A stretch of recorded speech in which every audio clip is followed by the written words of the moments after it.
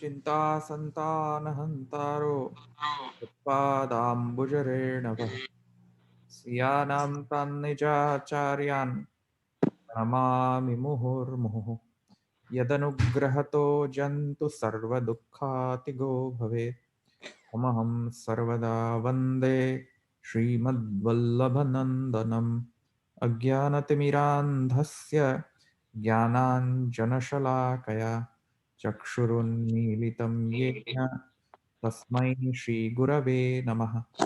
नमामि हृदये शेषे शेषे लीला लक्ष्मीसहस्रलीलाभिः सेव्यमानं कलानिधिं चतुर्भिश्च षड्भिर्विराजते योऽसौ पञ्चधा हृदये मम। के આપણે આનર્થ્યકમ ઇતિ ચેદન તદપેક્ષત્વાત એ 10મો સૂત્ર આવ્યા હતા આપણે એમાં આપણે સિદ્ધાંત પક્ષ જોવાનો હતો ને સિદ્ધાંત પક્ષ શરૂ કર્યો હતો આપણે થોડો ઘણો ગઈકાલે આપણે પૂર્વ પક્ષ જોઈ લીધો હવે આજે સિદ્ધાંત પક્ષ ઓકે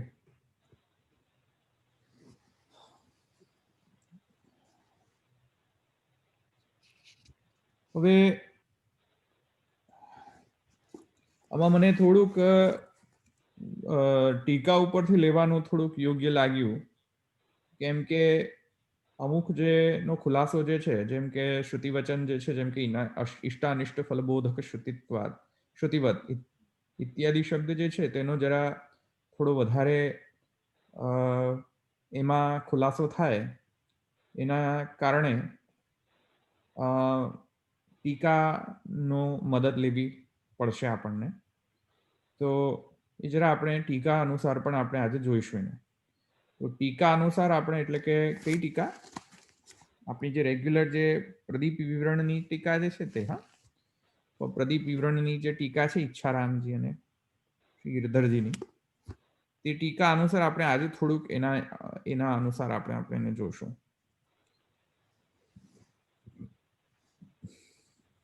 કારણ કે અમુક શબ્દો જે છે અને અમુક શ્રુતિ વચનો જે છે તેમાં એનો થોડો ખુલાસો આવશ્યક છે તેથી કરીને નહીં તો એ સમજમાં નથી આવતું થોડું ક્લિષ્ટ થઈ જતું હોય છે તો શું છે કે પેલા ટીકાકારોએ જે ખુલાસો કર્યો છે ભાષ્યના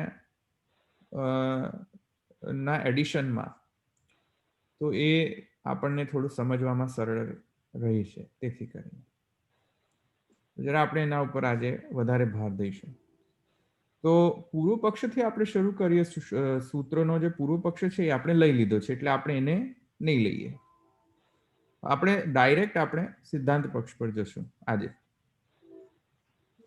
સિદ્ધાંત પક્ષ પર જતા પહેલા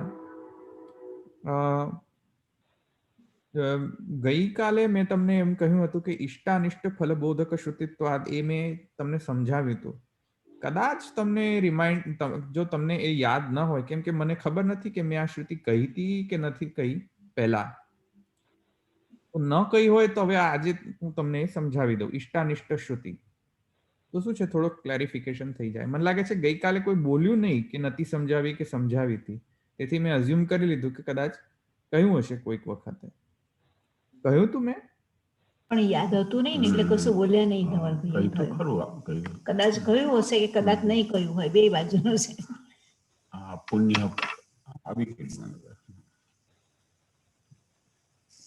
ના કહ્યું હોય તો પણ છતાં કહ્યું હોય તો કહી દો ને કહ્યું હોય કે ના કહ્યું કહી દો હા એટલે એ આપણે ટીકાના અનુસાર લઈ લઈએ કારણ કે એમાં પણ ટીકામાં પણ 2-3 શ્રુતિ ઇષ્ટાનિષ્ટ શ્રુતિ જે છે એને રિફર કરવામાં આવેલી છે આપણે એ પણ એના અનુસાર પણ આપણે જોઈએ તો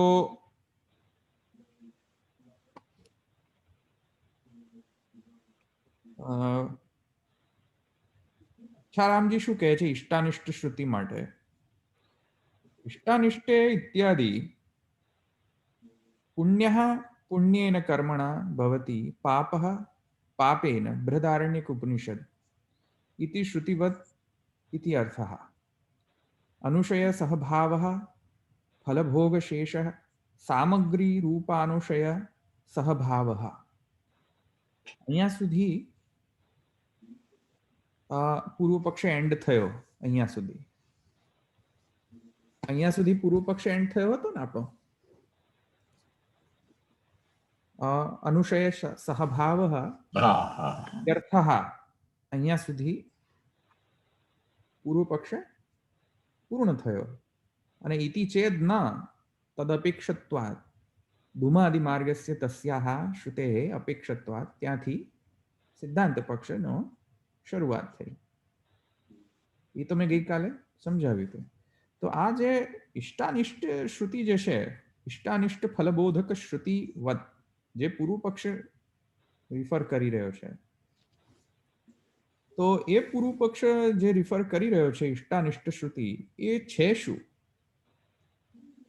તો એમાં ઈચ્છારામજી કહે છે, બૃહદારણ્યક ઉપનિષદની જે શ્રુતિ છે શું કહે છે કે પુણ્ય કર્મથી પુણ્ય પ્રાપ્ત થાય છે, એવી રીતે પાપ કર્મથી પાપની પ્રાપ્તિ થાય છે. અને પુણ્ય કર્મથી પુણ્ય યોની પ્રાપ્ત થાય છે, પાપ કર્મથી પાપ યોની પ્રાપ્ત થાય છે, વગેરે વગેરે. પાપ કરેલા જે છે તેના કારણે એવી યોની પ્રાપ્ત થાય છે, વગેરે વગેરે. તો એ જે શ્રુતિ છે બૃહદારણ્યક ઉપનિષદીય શ્રુતિ, તેને અહીંયા ઇષ્ટાનિષ્ટ શ્રુતિ કહે છે. એટલે ઇષ્ટ એટલે કે પુણ્ય પુણ્યેન કર્મણા ભવતી, અને અનિષ્ટ એટલે પાપ પાપેન કર્મણા ભવતી. સમજમાં આવ્યું ને? તો આ ઇષ્ટાનિષ્ટ શ્રુતિ કહેવાય. ઇષ્ટ એટલે કે જે ઇષ્ટ છે, જેને જે એચીવ કરવા માટે આ બધા કર્મો કર્યા. ઈચ્છા રાખી હોય ને, ઇષ્ટ એટલે ઈચ્છા કરવી. હા, પણ અહીંયા ઇષ્ટ એટલે કે પુણ્યની કામનાના કારણે.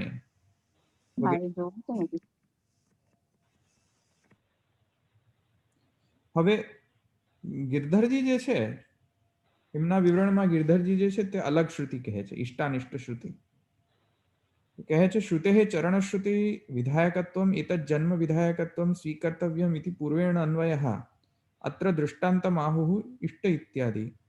અને ઇષ્ટ એટલે શું એ હવે અહીંયા શ્રી ગિરધરજી કહે છે. પ્રતિષ્ઠંતિ હવા એતાત્રી રૂપયંતી ઇતિ અત્ર પ્રતિષ્ઠા બોધનેન રાત્રિ સત્રમ કુર્યામ ઇત્યાદૌ ઇષ્ટમ. આ ઇષ્ટ. અને અનિષ્ટ શ્રુતિ કઈ? કેવલાઘો ભવતિ ભવતિ કેવલાદિ ઇતિ અઘબોધનેન કેવલાદનમ ન કુર્યાત ઇત્યાદૌ અનિષ્ટમ બોધ્યતે. આ અનિષ્ટ શ્રુતિ. આ જરા થોડી ટેકનિકલ વસ્તુ છે, તેથી કરીને હું ટેકનિકલી રાઈટ સ્ટેટમેન્ટ આપવા માટે જ આનું લઈ રહ્યો છું. કારણ કે ગઈકાલે મેં તમને કહ્યું હતું કે ઇષ્ટાનિષ્ટ શ્રુતિ, પણ મેં સમજાવ્યું નહોતું કે ઇષ્ટાનિષ્ટ શ્રુતિ એટલે શું. તો એ હું અહીંયા તમને સમજાવું છું. તો પ્રતિષ્ઠંતી વૈયા એતા રાત્રિ રૂપયંતી જે છે શ્રુતિ, તો એમાં શું છે કે રાત્રિ સત્ર કરવાનું, એટલે કર્મકાંડમાં રાત્રિ સત્ર કરવાનું કહ્યું છે. તો રાત્રિ સત્ર કરવાથી પુણ્યની પ્રાપ્તિ વગેરે વગેરે જે છે તે પણ જે કરવાનું કહ્યું છે, વિધિ જે છે કરવાની એ છે, તો એને ઇષ્ટ કહેવાય. સમજમાં આવ્યું ને? રાત્રિ સત્ર એટલે એવા પ્રકારના કર્મ છે અહીંયા કર્મનો. હા, તો એવા પ્રકારનો જે કર્મો જે છે રાત્રિ સત્ર વગેરે વગેરે, તો એમાં એવા કર્મોનો કરવાનો ત્યાં શું છે શ્રુતિમાં. હા, તો શ્રુતિમાં રાત્રિ સત્ર કરવાનું જે કહ્યું છે કે કયા શ્રુતિમાં ક્યાં ગયું છે? રાત્રિ સત્રમ કુર્યાદ. શું કરો?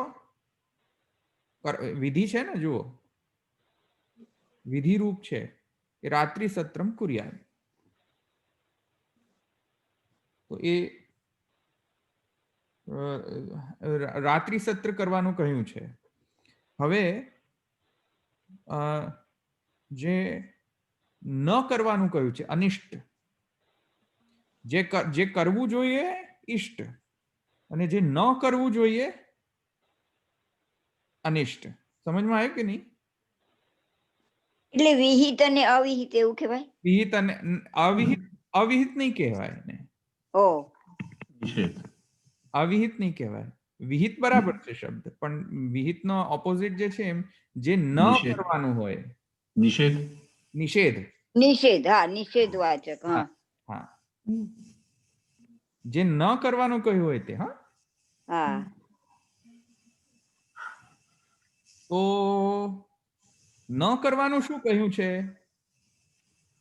તો જે ન કરવાનું કહ્યું છે એ કહે છે કે કેવલાઘો ભવતી કેવલાદિ, એટલે કે એકલો. અમુક વખતે શું કહે છે કે એકલા જમવાનું ના પાડે છે, કે એકલા એકલા નહીં જમો, એકલા એકલા ખાઓ નહીં. સમજમાં આવ્યો? તો એકલા એકલા ન ખાઓ એ જે વિધિ છે એ નિષેધાત્મક વિધિ છે. આવ્યું ને સમજમાં? એટલે કોઈને આપીને કે કોઈને વહેંચીને પછી કોઈને દાન પહેલા આપીને અથવા વહેંચીને શેર કરીને પછી લેવું જોઈએ. હા, તો આ જે છે તે માને અનિષ્ટ છે. સમજમાં આવ્યું? એટલે જે ન કરવાનું, એકલા ખાવું એ અનિષ્ટ છે. હા, આવ્યું ને સમજમાં? ઓકે. તેવી રીતે જેમ ઇષ્ટાનિષ્ટ શ્રુતિ જે છે તેવી રીતે રમણીય ચરણ શ્રુતિ જે છે એમાં એવી રીતે ઇન્ટરપ્રિટેશન સમજી લેવું જોઈએ કે ભાઈ રમણીય રમણીય આચરણાહ, અને એ રમણીય આચરણ જે છે તેના કારણે એનું રમણીય યોનિમાં એને પ્રાપ્તિ થાય છે. માની લો. સમજમાં આવ્યું ને? તો જેવી રીતે રમણીય આચરણ કરીને રમણીય યોનિ પ્રાપ્ત કરવાની જો ચરણશ્રુતિ એકદમ ચોખ્ખું વિધાન કરતી હોય, તો પછી એમાં અનુશય વચમાં લાવીને મેટર્સને કોમ્પ્લિકેટ શા માટે કરવો? ચોખ્ખો નિયમ જ હોય કે આવી રીતે રમણીય આચરણ કરો તો રમણીય યોનિ પ્રાપ્ત કરો. ચોખ્ખો નિયમ છે, તો એ નિયમને પછી કોમ્પ્લિકેટ શા માટે કરવો? અને કોમ્પ્લિકેટ શા માટે કરવો એ એકચ્યુઅલીમાં આર્ગ્યુમેન્ટ નથી, પણ આર્ગ્યુમેન્ટ એ છે કે જો ચરણશ્રુતિ માત્ર જ્ઞાપિકા જ હોય તો એમાં કોઈ યુઝ નથી. એ મેં તમને ગઈકાલે સમજાવ્યું. અને જો ચરણશ્રુતિ વિધાયક શ્રુતિ હોય, વિધાયક શ્રુતિ એટલે કે એકદમ પ્રિસ્ક્રિપ્ટિવલી કહેતી હોય. વિધાયક એટલે પ્રિસ્ક્રિપ્શન. જેમ ડોક્ટર એમ કહે કે આ દવા લો તો તમને આમ થશે, ફલ થશે, આ લેવાથી આ ફલ થશે. એકદમ પ્રિસ્ક્રિપ્ટિવ ગાઈડન્સ. તેવી રીતે પૂર્વ પક્ષી કહે છે કે ચરણશ્રુતિ જે છે એ પ્રિસ્ક્રિપ્ટિવ ગાઈડન્સ આપનારી શ્રુતિ છે. Prescriptive guidance. પેલો ઇષ્ટાનિષ્ટ શ્રુતિ મેં તમને જેમ કહ્યું તેવી રીતે એક એવી શ્રુતિ છે. તેથી કરીને એ પ્રિસ્ક્રિપ્ટિવ ગાઈડન્સ આપનારી શ્રુતિ છે. તેથી કરીને અનુશયની જરૂરિયાત નથી. કેમ કે ચરણશ્રુતિએ તો ચોખ્ખું એક જ કન્ડિશન મૂક્યું છે કે સારા કર્મ કરો તો સારી યોનિ પ્રાપ્ત કરો. પતી ગઈ વાત. એમાં અનુશય ક્યાં વચ્ચે આવ્યો? સમજમાં આવી કે નહીં વાત? વાત સમજમાં આવી? એટલે નિષ્કામ ની જરૂર નથી એમ કહેવાનું? નિષ્કામ કે સકામ, ફોરગેટ અબાઉટ ઇટ. ના, તો અનુશય સહિત કીધું ને એટલે કહું છું. પણ અનુશયને નિષ્કામ અને સકામને કોઈ રિલેશન નથી. અચ્છા. અનુશય તો શું છે કે જે સંચિત ને પ્રારબ્ધ કર્મનો ફલ જે છે એ તો તમે આ જન્મમાં નિષ્કામ કરો તો એમાં એને પાછલા જન્મમાં હજુ જે સંચિત કર્મ છે એનો તો કોઈ ઇફેક્ટ નથી. એ તો આવવાનો જ છે, એ તો ભોગવવો જ પડશે તમને. એટલે અનુશય તો આવવાનો જ છે. અચ્છા. કોઈ રિલેશન નથી. વાત એનો હેતુ શું છે? મુદ્દો એ છે કે પ્રિસ્ક્રિપ્ટિવ ગાઈડન્સ આપનારી આ જે શ્રુતિ છે ઇષ્ટાનિષ્ટબોધક શ્રુતિ, એવી રીતે પૂર્વ પક્ષ કહે છે કે ચરણ શ્રુતિ પણ એક પ્રિસ્ક્રિપ્ટિવ ગાઈડન્સ આપનારી એક શ્રુતિ છે, તે જેના કારણે જીવનો આ જીવનમાં જે થવાનું છે પ્રેઝન્ટ લાઈફમાં એનો પણ નિયામક આ શ્રુતિ રહેશે. અને સિદ્ધાંતિ કહે છે કે નહીં, આ જીવનમાં જીવ શું કરશે એનો ફૂલ નિયામક, ફૂલ કંટ્રોલ ચરણ શ્રુતિને આપણે આપી ન શકીએ. આ જીવનમાં જીવ શું કરશે, અને જીવને કઈ પ્રકારની યોનિ પ્રાપ્ત થશે, કયા કર્મના અનુસાર કયા પ્રકારની યોનિ વગેરે, જે બધું કોમ્પ્લિકેટેડ જે મેટર જે છે આખી, એ માત્ર ખાલી સિમ્પ્લિસ્ટિકલી સમઅપ ન કરી શકાય કે કેમ કે એને પહેલા જન્મમાં સારા કર્મ કર્યા છે તેથી આ જન્મમાં એને સારી યોનિ પ્રાપ્ત થશે. એટલું સિમ્પ્લિસ્ટિક રૂલ નથી એમ કહે છે સિદ્ધાંતિ. એટલું સિમ્પલ નથી કર્મનો સિદ્ધાંત. કોમ્પ્લિકેટેડ છે, કોમ્પ્લેક્સ છે કર્મનો સિદ્ધાંત. અને કોમ્પ્લેક્સિટી કઈ રીતે આવે છે તો સિદ્ધાંતિ કહે છે કે જે કોમ્પ્લેક્સિટી એ રીતે આવે છે કે અનુશય હોય તો કોમ્પ્લેક્સિટી આવતી હોય છે અને એને જસ્ટિફાય કરી શકાય છે. અનુશયને જો આપણે બાદ કરી દઈએ, અનુશયને સર્વથા માને કર્મ સિદ્ધાંતના માને કર્મફલના સિદ્ધાંતથી કાઢી નાખીએ આપણે, તો અન્ય ઘણી બધી શ્રુતિઓ જે છે જેમાં વિવિધ પ્રકારના કર્મફલનો ત્યાં વર્ણન છે, તે બધી શ્રુતિઓને એક વાક્યતા નહીં કરી શકીએ આપણે. સમજમાં આવે વાત? કારણ કે સિમ્પ્લિસ્ટિક રૂલ નથી આ કે માને સારા આચરણ કરો તો સારી યોની ને ખરાબ આચરણ કરો તો ખરાબ યોની, એમ સિમ્પ્લિસ્ટિક નિયમ નથી એટલો. સમજમાં આવે છે તમને? તેથી કરીને અનુશય અપેક્ષિત છે. હવે એ બધાનો જસ્ટિફિકેશન હું તમને હમણાં સમજાવું છું અનુશયને. પણ આ ઇષ્ટાનિષ્ટ શ્રુતિ તો સમજમાં આવી ગઈ ને તમને? ઇષ્ટાનિષ્ટ શ્રુતિ? ઓકે, હવે આપણે આગળ જઈએ.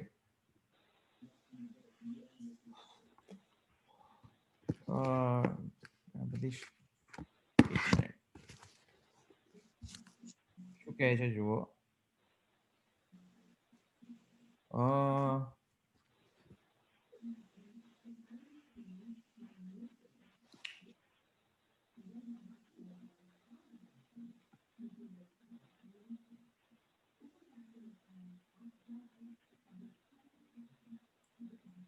अनुशय सहभाव फलभोग शेष सामग्री रूप अनुशय सहभाव तदेपेक्षत्वात् तस्या श्रुते है.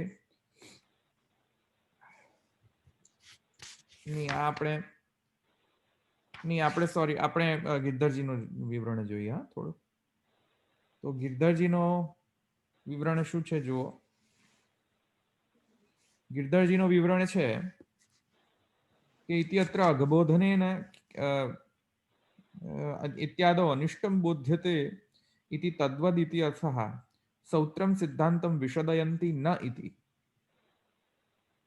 इति कथं धूममार्गे अपेक्षा इति अतः आहुः काम्य इष्ट्यादि इति उपसंहरन्ति तस्माद् इति तस्मात् कारणात् इति अर्थः अन्य निषेधार्थं काम्य इष्ट्यादि कारिणाम् असमीचीन शरीर व्यावृत्त्यर्थं नानुशयः इति निष्काम कर्म कर्तॄणां फल सामग्री रूप शेष रूप अनुशयस्य न प्रतिषेधिका इति अर्थः. तथा च धूममार्गम् उपक्रम्य चरणश्रुतेः पठितत्वात् तत्रैव तदपेक्षा न तु पंचाग्नि विद्यायाम् इति भावः. आ मैं तमने गई काले समझावी दीधो तो ऑलरेडी.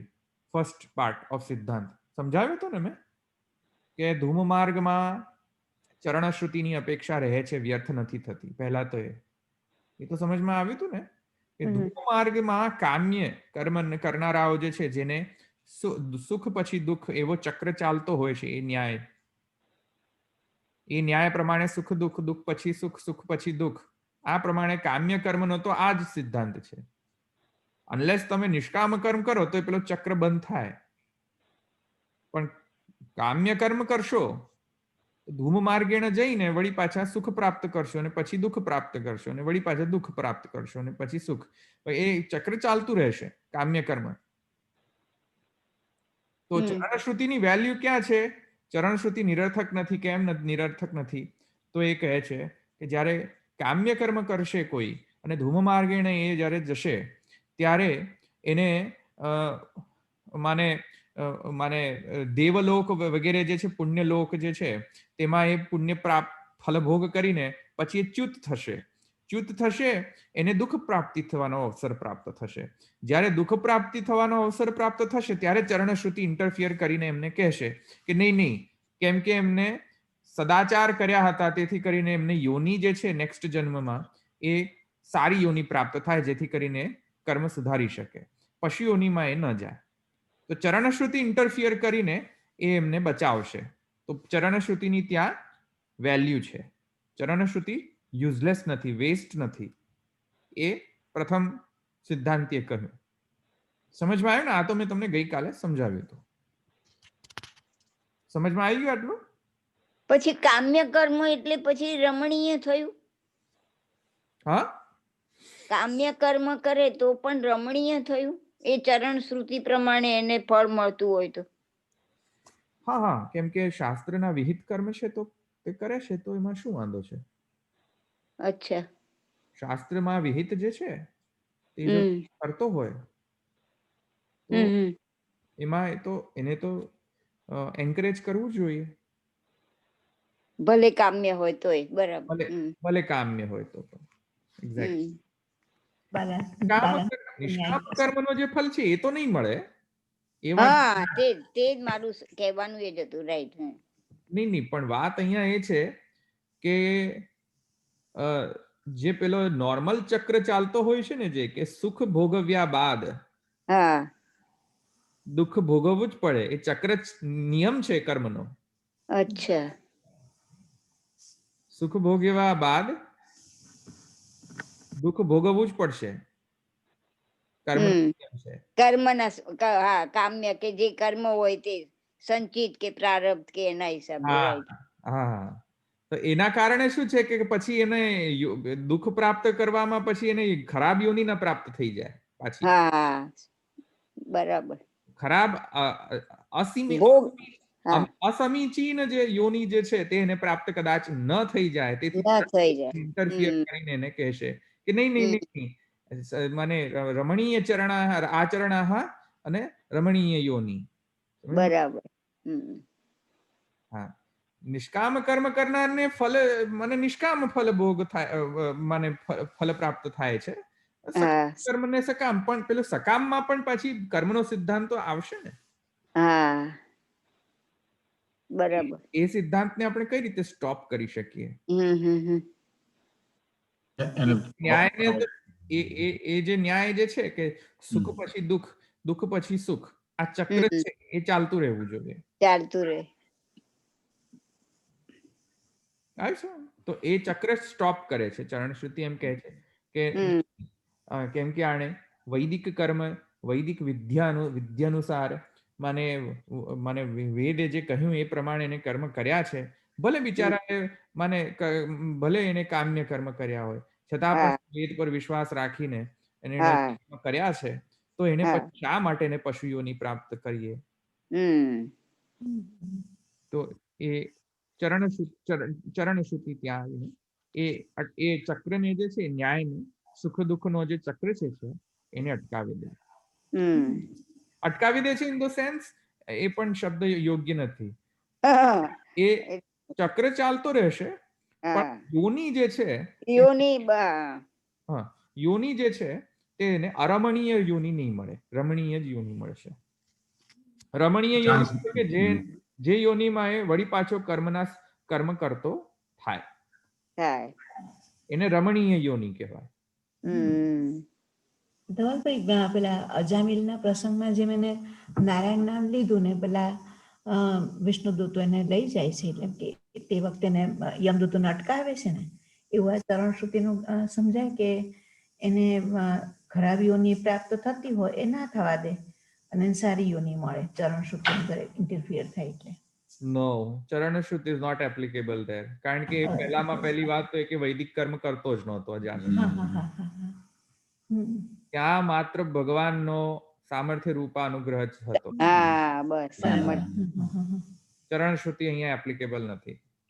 આ તો એને શુભ યોની પ્રાપ્ત થાય જેથી એને સદાચાર કરવા માટેનું એને એક તક મળી જાય ને, એને તક મળે. હા, નહીં તો બિચારાને શું છે, જીવ દૈવી હોવા પશુઓની છતાં પણ હા, એ પશુઓની જાહેર ના પણ માર્ગની અંદર એ ફરતો રહેશે.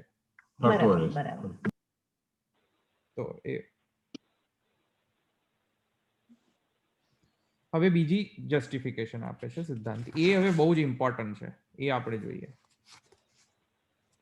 બીજી જસ્ટિફિકેશન છે પક્ષાંતરમ આહુઃ કિંચ કિંચિત રમણીય યોનિઃ, એટલે ભાષ્યમાં મૂળ રમણીય યોનિઃ કિમ આકસ્મિકી સકારણા વા. પ્રશ્ન છે મહાપ્રભુજી કહે છે કે રમણીય યોનિ જે છે એ આકસ્મિકી છે કે સકારણા છે, એટલે કોઈ કારણના કારણે કાર્યકારણ ભાવના અનુસાર રમણીય યોનિ પ્રાપ્ત થાય છે કે આકસ્મિક છે. પ્રશ્ન આ છે. હવે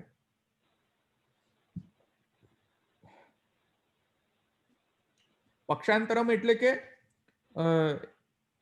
સિદ્ધાંતને કોઈક બીજી રીતે પણ સમજાવી શકાય છે. જે રીતે હમણાં ફર્સ્ટ આન્સર આપ્યો ને સિદ્ધાંતીએ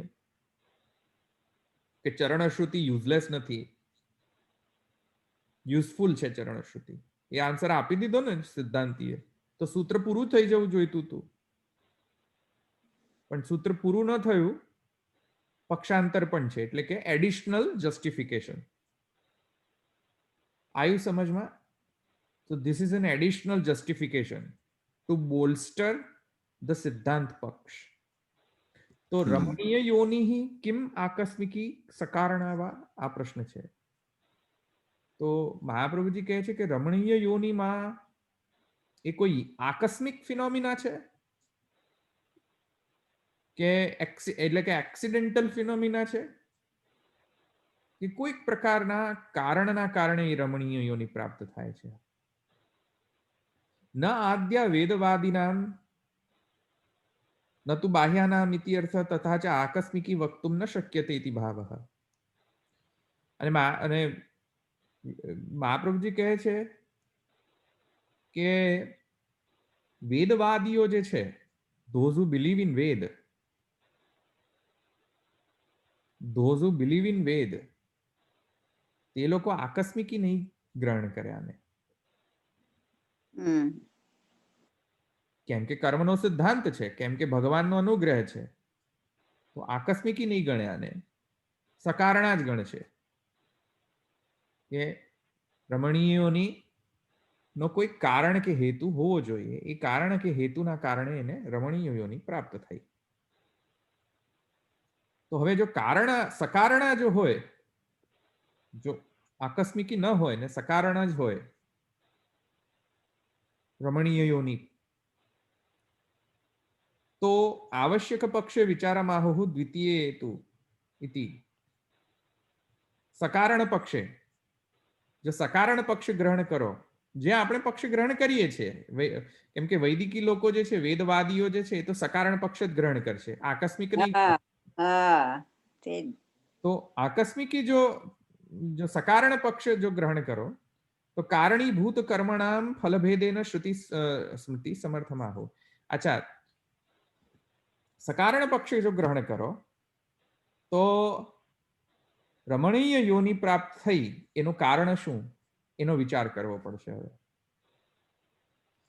હવે એનો વિચાર કરશો,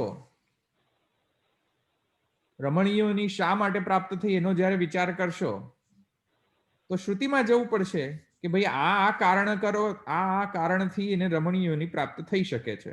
મેં તો તમને જસ્ટ પહેલા એટલું જ કહ્યું કે વૈદિક કર્મ કરનારને રમણીય યોનિ પ્રાપ્ત થાય છે, પણ એના ઘણા બધા પેરામીટર છે.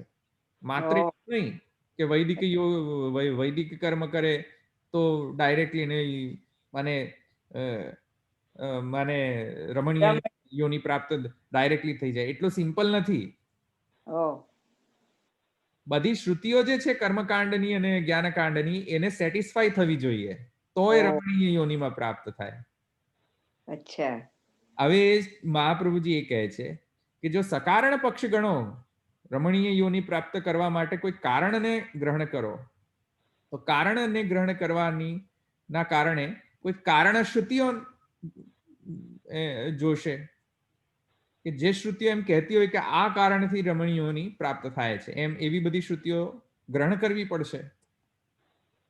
તો શ્રુતિ સ્મૃતિ, નોટ જસ્ટ શ્રુતિ પણ સ્મૃતિમાં પણ કહેલા પ્રમાણે આપણે ગ્રહણ કરવું પડશે. સમજમાં? તો મહાપ્રભુજી કહે છે કે કારણીભૂત કર્મણામ ફલભેદેન શ્રુતિ સ્મૃતિ સમર્થનમાહુઃ. કારણીભૂત કર્મ કે જે જીવે પૂર્વજન્મમાં જે કાંઈ પણ જેવા પણ પ્રકારના કર્મ કર્યા હોય એ પ્રકારના કર્મના જે ફલ જે છે તત્ત કર્મના તત્ત ફલ જે પ્રાપ્ત થશે એ તત્ત ફલા જે સ્મૃતિ શ્રુતિ શાસ્ત્રમાં જે વર્ણિત છે એના એ કારણના અનુસાર જ એને આ રમણીય યોનિ પ્રાપ્ત થશે. હવે જો કેટલા બધા વિચિત્રતા છે એમાં, કેટલા બધા પરમ્યુટેશન કોમ્બિનેશન્સ છે કે આ પ્રકારના કર્મ હોય તો આ પ્રકારનો ફલ પ્રાપ્ત થાય, આ પ્રકારનો કર્મ હોય તો આ પ્રકારનો ફલ પ્રાપ્ત થાય, આ પ્રકારનો કર્મ હોય તો આ યોનિ પ્રાપ્ત થાય. આ બધા ઘણા બધા પરમ્યુટેશન્સ કોમ્બિનેશન્સ છે જે શ્રુતિ સ્મૃતિમાં વર્ણન કરવામાં આવેલા છે. એનો હવે એક ગ્લિમ્સ, એક એક્ઝામ્પલ મહાપ્રભુજી આપે છે. સમજમાં આવ્યું? જસ્ટ ગ્લિમ્સ છે, આ કઈ એક્ઝોસ્ટિવ લિસ્ટ નથી.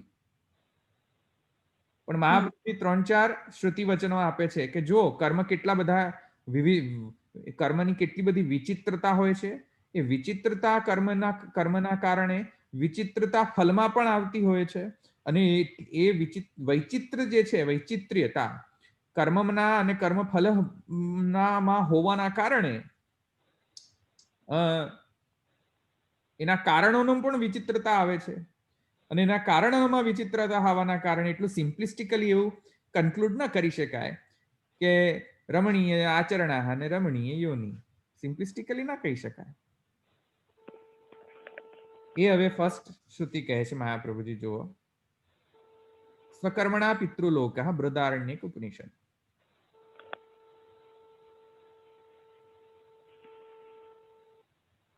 સ્વકર્મણા ઇતિ એટલે વર્ણાચાર વિહિત કર્મણા, જે વર્ણ અને આશ્રમના અનુસાર જે કર્મ કરતો હોય, વર્ણ આચાર વિહિત, તત્તદ વર્ણ તત્તદ આશ્રમ, વર્ણાશ્રમ ધર્મને પરફેક્ટલી પાલન કરતો હોય અને વિહિત કર્મ કરતો હોય તો એને સ્વકર્મણા કહેવાય. તો એવા જે પ્રકારના કર્મો જો કોઈ જીવે કર્યા હોય તો તસ્ય ફલદ્વયમ આહુઃ પિતૃલોક. એનો ફલદ્વયમ છે. પ્રથમ પિતૃલોક પ્રાપ્તિ, ફલ એઝ અ ફલ, અને સપિંડીકરણાંત ક્રિયાફલમ આહુઃ પ્રજામ ઇતિ. સ્મશાનાંતર સંસ્કાર થઈ જવા બાદ જે સપિંડીકરણાંત એટલે કે આ સમજમાં આવ્યું ને, વગેરે જે એનો જે ક્રિયાકર્મ જે છે, જે આપણે કહીએ છીએ નોર્મલ ભાષામાં પિંડદાન કે છે ને, પિંડદાન. હા, તો પિંડીકરણાંત ક્રિયાફલમ, જે ક્રિયાકર્મ જે છે તે બધું થઈ જવા બાદ ક્રિયાફલમ આહુઃ પ્રજામિતિ. પ્રજામનુ પ્રજાયન્તે સ્મશાનાંત ક્રિયાકૃતઃ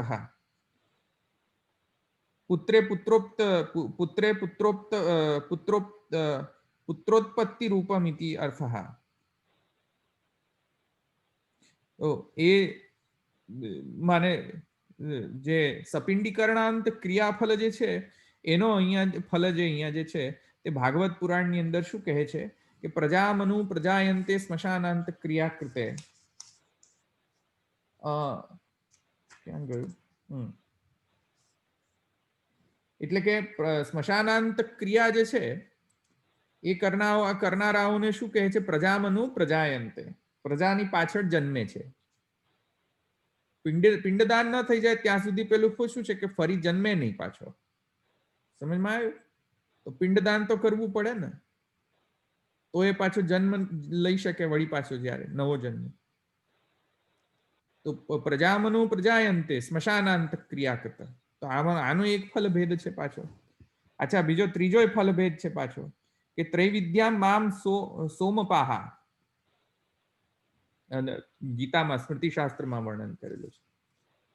સોમ પીનારાઓ મને, 3 વિદ્યા જાણનારાઓ અને સોમ પીનારાઓ મને, આ ગીતામાં છે.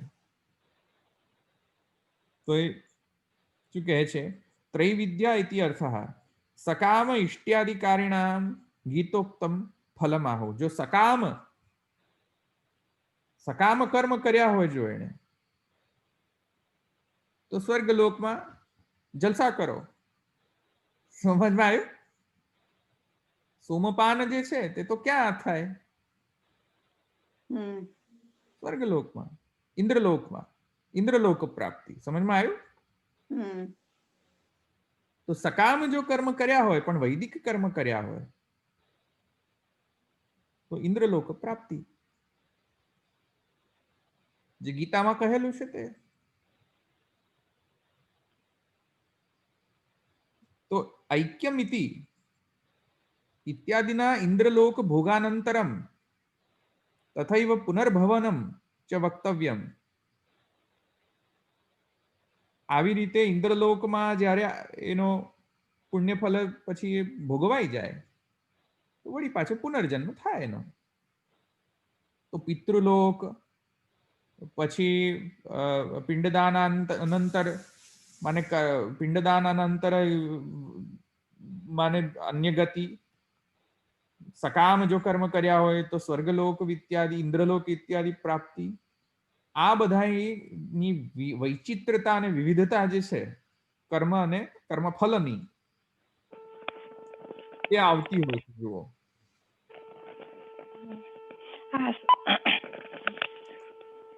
તો પછી આગળ કહે છે કે ફલભેદ કૃત કર્મભેદસ્ય આવશ્યકત્વાत् ઇતિ અર્થઃ. તસ્માत् ફલભેદ કૃત કર્મભેદસ્ય આવશ્યકત્વાत् ઇતિ અર્થઃ. એટલે મહાપ્રભુજી કહે છે ફલભેદના કારણે કર્મભેદ થાય છે. કેમ કે કર્મ તત્ત કર્મના કારણે તત્ત ફલની પ્રાપ્તિ છે. અને એવા ઘણા બધા ફલો છે કર્મકાંડમાં, કર્મ માર્ગમાં. કર્મફલનો ઘણી બધી વિવિધતા છે અને વિચિત્રતા છે, મહાપ્રભુજી કહે છે. તેથી કરીને એક સિમ્પલિસ્ટિક રૂલ કહી દેવો કે સારા આચરણ કરનારને સારી યોની મળે, એ જસ્ટિસ નથી કરતું શ્રુતિને, શ્રુતિ સ્મૃતિના વિવિધતાને. Doesn't give justice. સમજમાં આવે છે તમને હું શું કહું છું? એવી રીતે માની લેવું કે ચરણ શ્રુતિ એક માને વિધાયક શ્રુતિ છે અને એ વિધિના કારણે જ બધું થશે, તો ચરણ શ્રુતિ વિધાયક શ્રુતિ નથી, ચરણ શ્રુતિ જ્ઞાપક શ્રુતિ છે, એમ મહાપ્રભુજી કહે. સમજ તમને હું શું કહું છું? તો તેથી કરીને કહે છે કે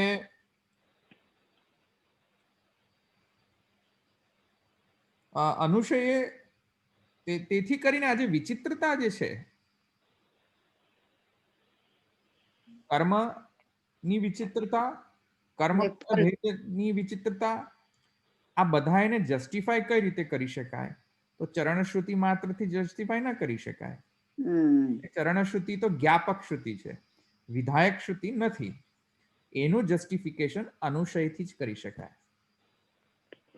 અનુશય હોય તો વિવિધતા આવતી હોય છે. સમજમાં આવ્યું? અનુશય જો ન હોય તો આ બધી શ્રુતિ, આ બધા જે 3-4 મેં શ્રુતિ વચન અને સ્મૃતિ વચનો કહ્યા, એનો કન્સિસ્ટન્સી ડેવલપ નહીં થઈ શકે, કેમ કે ત્યાં વૈચિત્રતા અને વિચિત્રતા એ એસ્ટાબ્લિશ નહીં થઈ શકે. એ અનુશયના કારણે જુદું જુદું થાય છે, અનુશયના કારણે વિચિત્રતા આવતી હોય છે, અને અનુશયના કારણે એમાં વિવિધતા આવતી હોય છે. અનુશયને જો ગ્રહણ ન કરીએ ને તો પ્રોબ્લેમ છે. અને મેં તમને કહ્યું અનુશય એટલે શું, આ તમને ફરીને ફરી હું કહેવાનો અર્થ છે, કેમ કે શબ્દ હું અનુશય વાપરું છું ને, પણ તમને સમજમાં આવવું જોઈએ. અનુશય એટલે કે ફલભોગ શેષ સામગ્રી રૂપ, જે હજુ ફલ ભોગવવાનો બાકી રહી ગયો છે, કર્મના ફલનો ભોગ, જે બાકી કર્મ ફલ ભોગ છે, એને અનુશય કહેવાનો કહે છે. અહીંયા યાદ રાખજો તમે. એટલે પછી પ્રારબ્ધ કર્મ થયા ને, પ્રારબ્ધ સંચિત વગેરે, સંચિતમાં પણ એ પ્રારબ્ધ થશે, બાકી રહી જાય. ઓકે. ધવલભાઈ, તમે જે ગીતામાં કીધું ને એ ત્રૈવિધમાસોમ પૂત પાપા એ શ્લોકમાં આવે છે. હા, 9મો છે ને, 9મા અધ્યાયમાં છે. આ 9માં રાજવિદ્યા રાજગુહ્યોગમાં એમાં છે. હવે જો એ અનુશય રૂપ નિયમ ન ગ્રહણ કરો, અનુશય ન ગ્રહણ કરો, તો બહુ પ્રોબ્લેમ થાય છે. હવે પ્રોબ્લેમ કહે છે, જુઓ, મહાપ્રભુજી પ્રોબ્લેમ ને ડિસ્ક્રાઇબ કરે છે. બહુ ફેસિનેટિંગ પ્રોબ્લેમ છે. મહાપ્રભુજી એકદમ થોડો વલ્ગર છે, એટલે થોડો વલ્ગર તો ન કહેવાય, પણ થોડોક I don't have the word, ક્લિષ્ટ ના ક્લિષ્ટ નહીં, થોડું અયોગ્ય.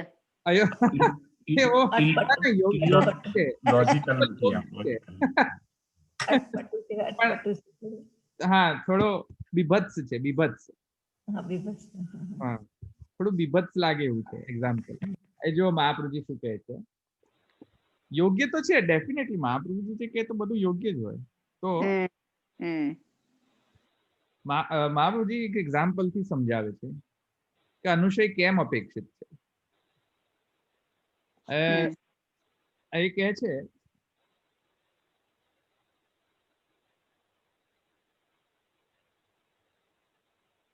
જો અનુશયનો અભાવ હોય, જો અનુશયને ગ્રહણ જ ન કરો તમે, તુષ્યત દુર્જન ન્યાયથી, ચાલો માની લો અનુશયની જરૂર નથી, તો અનુશયની જો જરૂરત ન હોય તો મહાપ્રભુજી કહે છે કે કોણ ભક્ષણ કરશે ને કયા ભક્ષણથી શું પેદા થશે, કઈ યોગ પ્રાપ્ત થશે, એનો કોઈ નિયમ જ ન રહે. પછી બધું કેઓસ થઈ જાય.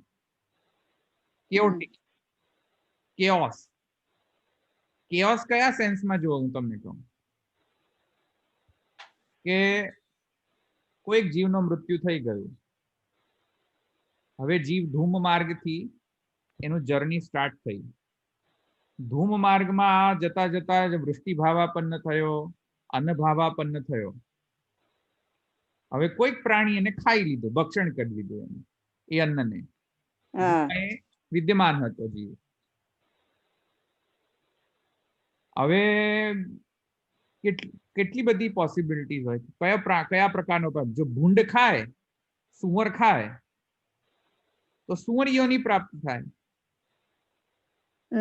ખાય તો મનુષ્ય યોની પ્રાપ્ત થાય, વાઘ ખાય એ અન્ન તો વાઘ યોની પ્રાપ્ત. જો વીર્યમાં કન્વર્ટ થાય તો, જો પાછો મલભાવમાં કન્વર્ટ થઈ જાય તો વળી પાછો એક્સક્રીટાના પાછળના દ્વારથી એ બધું પાછું નીકળી જાય. સમજમાં આવ્યો? આ થોડું બીભત્સ છે, પણ શું કરે બાપા. બરાબર. ખાઓ તો અન્ન ભાવાપન્ન, પછી વીર્ય ભાવાપન્ન તારે જો થવું હોય ત્યારે કોઈ પ્રાણીને ખાવું જોઈએ ને. સમજી લો કે એ જીવ એ અન્નમાં હતો, જે પશુએ ખાધું, ભક્ષણ કર્યું. ભક્ષણ કર્યું તો પહેલા તો કેટલી પ્રોબેબિલિટી કે મનુષ્ય જ ભક્ષણ કર્યું હશે, કોઈ બીજાએ ભક્ષણ ના કર્યું હોય? બહુ ઓછી પ્રોબેબિલિટી. બહુ ઓછી. કેટલું રેન્ડમ છે, જો કેટલો કેઓસ છે ત્યાં. એ નાઇટ્રોજન સાયકલમાં બિચારો ફરતો ફરતો ફરતો આવ્યો ને છેલ્લે એને જ્યારે પેલી ઓપોર્ચ્યુનિટી પ્રાપ્ત કરવાનો ટાઈમ આવ્યો કે ચાલો ભાઈ કોઈક યોનિમાં જઈશું, સારી યોનિમાં, રમણીય યોનિમાં, અને ત્યાં આવીને પેલો ભૂંડ ખાઈ જાય તો શું કરવું હવે? સમજમાં આવ્યું? ત્યાં પેલો ધવલભાઈ સુવર ખાઈ જાય એને અન્નને, પછી તો કદાચ જો વીર્ય ભાવમાં કન્વર્ટ થઈ જાય તો સુવર પેદા થઈ જાય બિચારો જીવ. ધવલભાઈ ત્યાં આગળ એવું ભૂંડ ને બધું હોય, વાઘ ને બધું હોય જેને ક્યાં ખાઈ ત્યાં અહીંયાની તો વાત છે. એની વાત છે, નીચે આવ્યા ક્યાં પછી થયું? નીચે આવ્યા પછીની વાત છે, અને કે દુર્માર્ગે જતી વખતની વાત છે. અહીંયા અન્નભાવમાં વૃષ્ટિભાવ હા, હા, હા. થાય ત્યારે તો મટીરિયલ વર્લ્ડમાં આવી જ ગયો ને પાછો.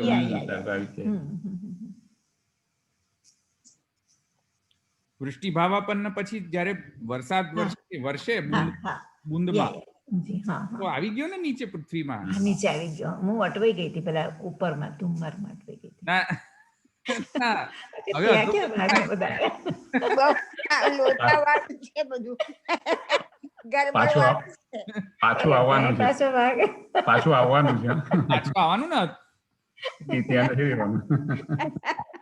પેલા પિતૃલોકમાં જ નથી ફર્યા કરવાનું હતું, પાછું આવવાનું ને. Right right. હવે કર્મ મિત્રો જે પાછું કર્યા છે પાછું આવવાનું છે. આ તો ધૂમ માર્ગ મળ્યો એટલે ખુશ થઈ ગયા. ચલો, કેટલા હર્ડલ્સ પાસ કરીને બિચારો બાપડો વૃષ્ટિભાવાપન્ન થયો. એ બાપડો વૃષ્ટિભાવાપન્ન થયા બાદ અન્નભાવાપન્ન થવામાં એ બાપડા પણ એવું એવી બી શક્યતા ખરી ને કે મનુષ્ય જ ખાય એવું પ્રભુએ નિર્માણ કર્યું હોય તો મનુષ્ય જ ખાય ને, હવે એ હોઈ શકે એમ. પછી એટલે એ કર્મ ઉપર આધાર ન રાખે એમ મારું કેવું છે. એ જ મારો કહેવાનો અર્થ એ છે, મહાપ્રભુ એ જ કહે છે હા. કે જો અનુશય ગ્રહણ ના કરો ને તો કેઓસ થઈ જાય. બરાબર. હા, એ વાત બરાબર. કેમ કે બાપડો બિચારાએ સારા કર્મ કર્યા છે પણ કોઈ હા હા હા આવીને ખાઈ જાય ને હા તો ગડબડ. તો કેવી રીતે એને અનુશય જોઈએ તો એને પુશ કરી શકે કર્મનો રિએક્શન. હા તો એવી સિચ્યુએશન ફોર્મ કરે કર્મ. હા, સિદ્ધાંત કે એવી સિચ્યુએશનમાં એ મનુષ્ય જ ભક્ષણ કરે, મનુષ્ય જ કરે. એટલે અનુશય જેવો હોય હમ કર્મનો સિદ્ધાંત એટલો બધો સ્ટ્રોંગ છે કે એટલો બધો એમાં કંટ્રોલ કરે છે કર્મનો સિદ્ધાંત કે કોઈ કેઓસ્ટિક સિચ્યુએશનમાં કન્વર્ટ ન થઈ જાય. જ્યારે એ વૃષ્ટિભાવાપન્ન થઈને પછી અન્નભાવાપન્ન થતો હોય અને અન્નભાવાપન્ન થવાનું વીર્ય ભાવાપન્ન થવાનું જ્યારે શરૂ કરતો હોય ત્યારે પછી પેલાને બિચારાને બાપડાને પેલાને બિચારાને પછી આઘાત લાગે કે અરે રે રે હું તો પેલા ભૂંડના ગર્ભમાં ગયો. સમજ આવ્યું કે નહીં? એને તો કઈ ગમ પડતી નથી, બધું આપણે કમ પડતી નથી પણ બિચારો પ્રકટ થઈને પછી ખબર પડે કે ઓહો આ પાછું ભૂંડ પાછું સુવર ભાવાપન્ન જયારે થાય અવતાર લે તો બિચારા સુવરને ના ખબર હોય કે મેં હું સુવર છું.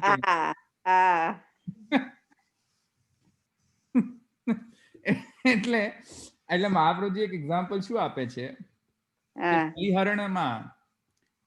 બલિહરણમાં બ્રાહ્મણના અન્નનો ભક્ષણ જે છે એ કૂતરો ચાંડાલ વગેરેને કરાવવામાં આવતું હોય છે કે ભાઈ જે બ્રાહ્મણનો અન્ન જે થયો પછી બાકી રહેલો છે બલિહરણ પછી તો એમાં પછી કૂતરા ચાંડાલ ને પછી એ બધું આપવામાં આવતું હોય છે. પેલો જે અન્ન જે છે બ્રાહ્મણનો અન્ન એમાં કોક તો જીવ તો રહેતો હશે ને બાપડો. અને એ તો યજ્ઞકૃત છે, યજ્ઞકૃત અન્ન છે. જુઓ, યજ્ઞમાં બલિ થઈને પછી અન્ન પેદા થયો છે. તો એવા યજ્ઞમાંથી આવેલો જે અન્ન જે છે તે તો સારી યોની પ્રાપ્ત કરાવવું જોઈતું તું. હમ પણ પેલા કૂતરાએ ખાઈ લીધું તો પછી હવે શું કરવાનું બાપડાને? કૂતરો જન્મે. હા અથવા ચાંડાલે ખાઈ લીધું તો ચાંડાલ જન્મે.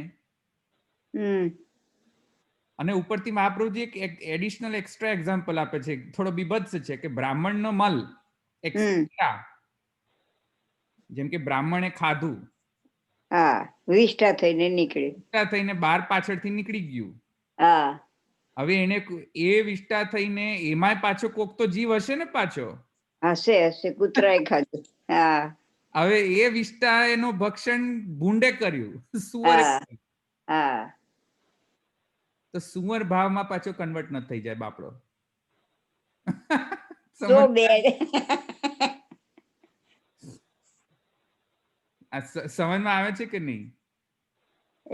એટલે ત્યાં બ્રાહ્મણે અન્ન ખાધું, એ અન્નમાં પણ કોઈ જીવ હશે, અને એ અન્ન પાછો યજ્ઞમાંથી પ્રકટ થયેલો અન્ન છે. તો યજ્ઞમાંથી પ્રકટ થયેલો અન્ન તો સારી યોની પ્રાપ્ત કરાવવું જોઈતું હતું. પણ પેલા કૂતરાએ ખાઈ લીધું, કે તો ચાંડાલે ખાઈ લીધું, અથવા બ્રાહ્મણના પેટમાં જઈને વીર્ય ભાવાપન્ન ન થયો પણ મલ ભાવાપન્ન થઈ ગયું, પાછળથી નીકળી ગયું. તો મલ ભાવાપન્ન થાય તો પાછો પેલો સુવર આદિ પાછો ભક્ષણ કરી લે, ભૂંડ. યજ્ઞનું અન્ન પવિત્ર ના હોય? પણ અલા આ પ્રોબ્લેમ આ છે ને, મહાપ્રભુજી પૂર્વ પક્ષીને આન્સર આપવા માટે કહે છે કે યજ્ઞનું ફલ, યજ્ઞનો અન્ન પુણ્ય હોવા છતાં પણ જો અનુશયને ન ગ્રહણ કરો તો કેઓસ થઈ જશે, આવો કેઓસ થશે, એમ કહે છે મહાપ્રભુજી. એટલે એક્ઝેક્ટલી મહાપ્રભુજી એ કહે છે કે ભાઈ અનુશયને ગ્રહણ કરવો જ પડશે, જેથી કરીને એક નિયમ બંધે, અને એ નિયમ અનુસાર જીવને તત્ત સારી યોનિમાં પ્રાપ્ત થાય, આવી રીતે કેઓટિક ફોર્મમાં ના થાય. સમજમાં આવ્યું કે નહીં તમને? એટલે મહાપ્રભુજી કહે છે કે જો અનુશય સારો હશે તો એમાં બ્રાહ્મણના પેટમાં જઈને વીર્ય ભાવાપન્ન થશે, મલ ભાવાપન્ન નહીં થાય, જેથી કરીને પેલો ભૂંડ ભક્ષણ ન કરી લાય પાછો. સમજમાં આવ્યું? તો ધવલભાઈ, પણ દરેક અન્નમાં જીવ હોય એવું થોડું હોય. કેમ ના હોય? નાઇટ્રોજન સાયકલમાં તો બધું પોસિબલ છે. એટલે કઈ બી ખાઈએ એમાં હોય જ એમ. હવે એ તો ભગવાનને ખબર કે બધામાં હોય કે ના હોય. એમ તો જીવ ખાઈએ છે એવું થયું. પણ અન્નમાં જીવ અન્નથી લિપટાયેલો તો હોય છે જ, અન્નમયત્વ. હા આપણે દહીં હોય તો કેટલા બધા બેક્ટેરિયા હોય છે ને એમાં. જો નાઇટ્રોજન સાયકલનો સિદ્ધાંત એ છે, હા એ મારે કહેવાનું હતું. હા કે એક બેલેન્સ છે, એક કોન્સ્ટન્ટ બેલેન્સ હોય છે સૃષ્ટિમાં. હા એ સૃષ્ટિનું બેલેન્સ કોઈ દિવસ ડિસ્ટર્બ થતું નથી. હા એટલે પહેલાના જમાનામાં મનુષ્ય જે છે બહુ મરતા, હા એટલે મોર્ટાલિટી રેટ બહુ ઓછી હતી, કે વધુ હા હતી, વધુ મળતા એટલે વધુ હતી. વધુ હતી, મોર્ટાલિટી રેટ વધુ હતી પહેલાના જમાનામાં. હા અત્યારના જમાનામાં મોર્ટાલિટી રેટ ઓછી છે. એટલે પહેલાના જમાનામાં તેથી કરીને એમ શું માની શકાય કે તેથી કરીને પહેલાના જમાનામાં નંબર ઓફ જીવ વોઝ લેસ, અને આજના જમાનામાં નંબર ઓફ જીવ્સ આર હાયર, એવું માની શકાય મેથેમેટિકલી? ન માની શકાય. ન માની શકાય. કેમ કે જેટલા મર્યા મનુષ્ય યોનિમાં, એ બીજી યોનિમાં પ્રાપ્ત થયા. હા કોઈ કૂતરાનો ભાવાપન્ન થયો, કોઈ ભૂંડના ભાવાપન્ન થયો, કોઈક અન્ન ભાવાપન્ન થયો. There is a constant. There is a constant balance. અચ્છા. એ નાઇટ્રોજન સાયકલના કારણે.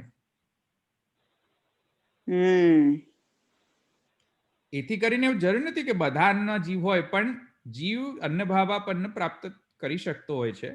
અને હોય કદાચ છે. એ અન્નમાં જીવ હોઈ પણ શકે છે. હોઈ પણ શકે છે. હા, જરૂરી નથી કે બધા અન્નમાં હોય, પણ હોઈ શકે છે. એટલે આ બિચારા કેટલા અને હવે વિચાર કરો કે આપણે આ યોનિમાં છીએ અત્યારે, હા. આપણે કેટલા ફોર્ચ્યુનેટ હઈશું. નહીં તો આપણને પાછું આવડતું, આપણા સાથે એ દુર્ઘટના તો ઘટી જ શકત ને. હા. કોઈ ખાત અને ઊંડ ખાઈ જાત તો મારી પાછળ ભૂત ભાવા પણ ન થવું પડત પાછું. બધા હસતા હશે મ્યુટમાં.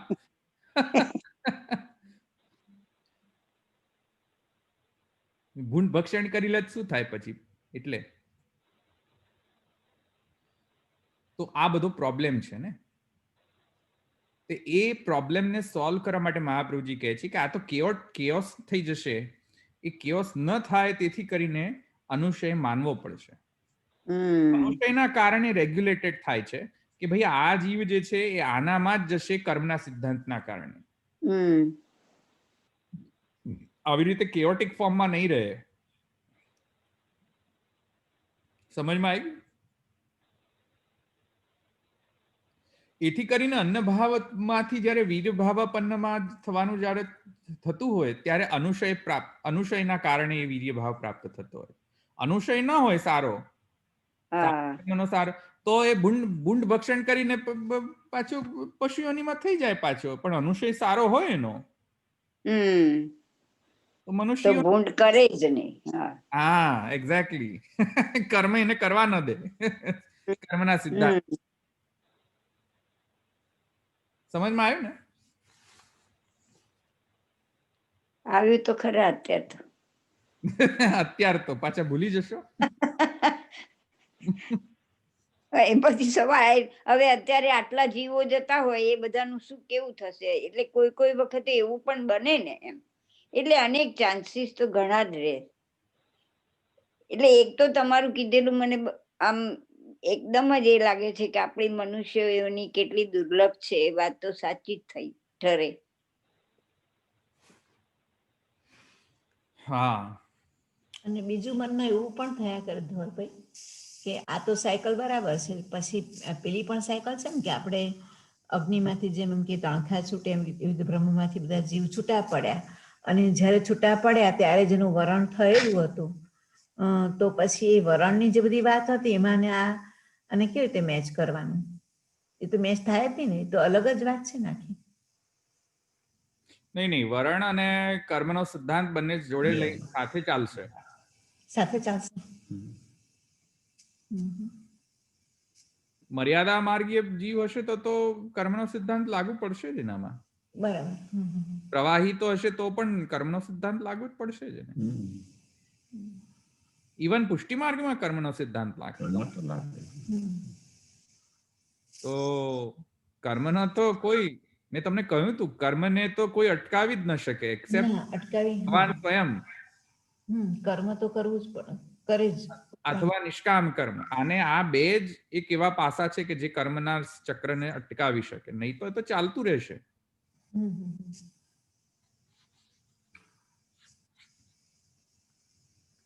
એમાં મને પ્રશ્ન એવો થાય છે કે એ જે વરણ કર્યું હોય તો પછી એમાં જે આ ભૂંડ ખાય ને એ બધું કેવી રીતે વાત બેસે? એ મને બેસતું નથી મગજ. આ એક વાત સમજો કે 84 વૈષ્ણવની વાર્તામાં કોઈક ઇવન શુદ્ધ પુષ્ટિ જીવોને શ્વાન યોની પ્રાપ્ત ભૂત યોની પ્રાપ્ત થઈ અને વાયુ શરીર પ્રાપ્ત થયું હતું એમ કહેવાય છે કૃષ્ણદાસ અધિકારીને. ખબર નથી મને.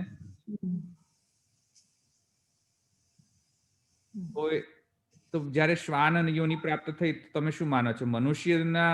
મનુષ્યના ગર્ભમાંથી શ્વાન પેદા થયો હશે? એ તો શ્વાનના યોનીમાંથી જ શ્વાન પેદા થયો હશે ને. અને શ્વાને ખાધું હશે. પછી બરાબર. જો ભગવાન ચાહે તો એને અટકાવી શકે છે એમ કર્મના સિદ્ધાંતને. વિશેષ કૃપા હોવી જોઈએ પ્રભુની. ભગવાન એને તો ડેફિનેટલી કશું પણ કરી શકે છે. ભગવાન તો ઇન્ટરફિયર કરીને, પણ યોનિ પ્રાપ્ત કરવામાં તો પ્રોબ્લેમ છે ને, ત્યાં કર્મનો સિદ્ધાંત લાગુ પડશે પછી. રાઈટ.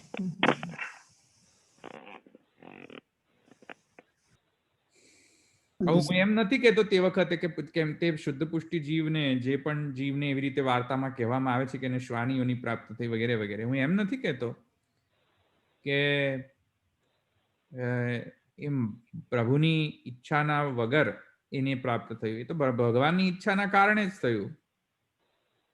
પણ આ તો જસ્ટ એક એક્ઝામ્પલ આપું છું. એટલે એને નિયતિ ગણી શકાય? ન ગણી શકાય, કેમ કે અહીંયા પુષ્ટિ જીવનો તો કંટ્રોલ સાક્ષાત ભગવાન જ કરે છે. તેથી કરીને એને અહીંયા નિયતિ એટલા શબ્દથી એનો જસ્ટિફિકેશન ન કરી શકાય પુષ્ટિ જીવના કેસમાં. એ ભગવાનની ઈચ્છા છે, તેથી કરીને ડાયરેક્ટ.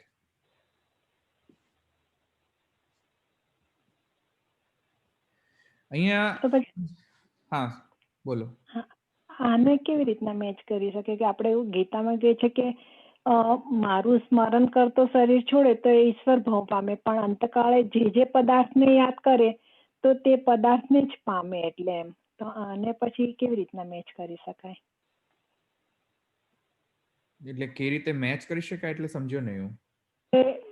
એટલે આમાં કીધું ને કે જે યોની હવે પશુ યોની કે આની યોની કે પ્રાપ્ત કરે છે, તો પણ મનુષ્ય તરીકે ભગવાનને જ યાદ કરતો હોય તો પછી એ ફરીથી એને મનુષ્ય યોની જ એને આગળ જે જન્મ મળતા હોય તો મનુષ્ય યોનીમાં જ મળે, અને એનું કર્મ પછી આગળ એનું એમાં ને એમાં ભક્તિમાં જ એનું વધતું જાય ને એનું કર્મ. તો હા, તો જે કર્મ છે તે પ્રમાણે જ મળ્યું ને.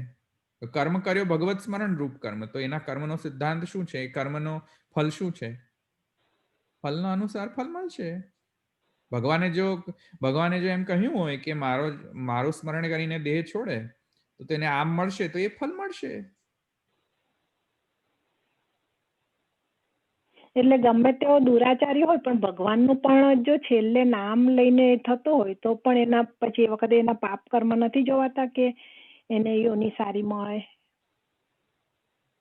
નહીં, એ તો કહું છું ને કે આ ડિસ્કશન માત્ર કર્મકાંડ માટે જ છે, કર્મ માર્ગ માટે. આ ડિસ્કશન જ્ઞાન માર્ગ અથવા ભક્તિ માર્ગ અથવા શરણ માર્ગ માટે છે જ નહીં. એટલે don't try to bring those examples of ભક્તિ માર્ગ અથવા એ બધા એક્ઝામ્પલ્સ અહીંયા ફિટ કરવા માટે. હા, એ તો એના પોતાના બીજા નિયમો છે, જ્યાં ભગવાનની ભક્તિના કારણે અથવા ભગવાનની શરણાગતિના કારણે એનો અલગ ગતિ થાય છે. તો એનો નિયમ અલગ છે. શરણાગતિનો નિયમ અલગ છે, ભક્તિ માર્ગના નિયમો અલગ છે. આ તો માત્ર અહીંયા કર્મકાંડનો જ અહીંયા રૂલ બતાવી રહ્યો છું. ભક્તિ માર્ગ શરણ માર્ગ અલગ છે. That's separate. Let's not club this with this. હા, એટલે આ બધું ભક્તિ માર્ગમાં આવી જશે પછી એ બધું. ભક્તિ અને શરણ માર્ગમાં. હા, શરણ માર્ગમાં. હા, કર્મ માર્ગમાં નહીં આવે. આ કર્મ માર્ગીય છે. મોસ્ટલી અત્યારે ભાગવતમાં બધે ભક્તિ માર્ગનું નિરૂપણ કર્યું છે, તો આ કર્મ માર્ગનું નિરૂપણ કર્મનિષ્ઠ બહુ પહેલા હશે કેમ? એટલે ચુસ્ત કર્મ માર્ગમાં મારનારાને પ્રવર્તનાર હોવા જોઈએ, મતલબ એવું ને કર્મકાંડી. કર્મ માર્ગ તો છે જ ને. કર્મ માર્ગ, જ્ઞાન માર્ગ, શરણ માર્ગ અને ભક્તિ માર્ગ, આ 4 માર્ગ છે. ભલે અહીંયા રાખીએ. ધવલભાઈ, મારો એક પ્રશ્ન છે, થોડોક વિયર્ડ છે. આપણે જીવ દેહમાં પ્રવેશ કરે છે કે જીવ દેહને ધારણ કરે છે? એટલા માટે હું કહું છું આને કે પ્રેક્ટિકલી એટલે સાયન્સ વર્સેસ વેદાંતનું. સાયન્સમાં આપણે જોઈએ તો પહેલા દેહ બને છે, જે સ્પર્મ ને ઓવમ મળે ને પછી ફીટસ થાય ને પછી 5-6 વીક પછી એના હાર્ટબીટ્સ આવે ને પછી એની મુવમેન્ટ્સ આવે છે, એટલે પછી જીવ પ્રવેશ કરતો હોય એવું લાગે છે. અને અંતકાળે પણ દેહ હોય છે ને જીવ દેહ છોડે છે. એટલે એ સાયન્સ પ્રમાણે.